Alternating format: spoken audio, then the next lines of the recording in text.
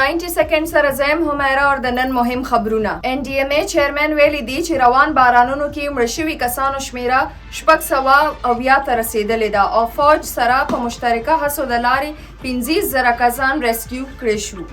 DGISPR لیفټیننټ جنرال احمد شریف چودھری ویلي دی چې سوات شانګله دیر بنیر باجوړ او سوابۍ کې د پاک فوج اته امدادي یونټه کار کوي او سیلاب کې تباه شوي سړکونه جوړولو لپاره 2 انجینرینګ بټالین هم فعال دي. پاک فوج خیبر پختونخوا او ګلګت بلتستان کې 3 طبي یونټې جوړې کړې دي چې پکې 6,000 نه زیات خلکو ته علاج سہولیات ورکړې شوي.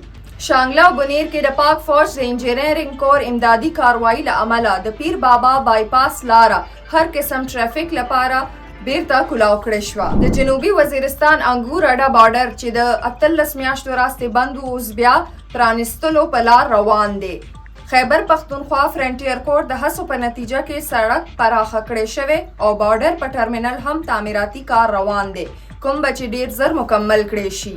نومبر احتجاج مقدمه کې انسداد دهشتګردي عدالت سلور نور ملزمانو ته 4 میاشتو قید سزا اورولې ده. سرکاري حج سکیم د لاندې 14 ورځو کې 1,14,000 نه زیات درخواستونه موصول شوي دي. د مذهبي چارو وزارت وینا ده چې پاتې 3,500 نشستونه پوره کېدو پورې به درخواستونو موصولۍ سلسله به جاری وي. پاکستان سټیټ بانک د جدید دور عصري بانکاري په اړه نوې سیستم پرزم پلس معرفي کړی دی. دغه سیستم د مالی لین-دین په برخه کې شفافیت، سکیورټي او باهمي ربط نور هم مضبوط کړي. دا تر دې دمه مهم خبرونه نورو خبرونو او معلوماتو لپاره سنو پښتونخوا سره اوسئ.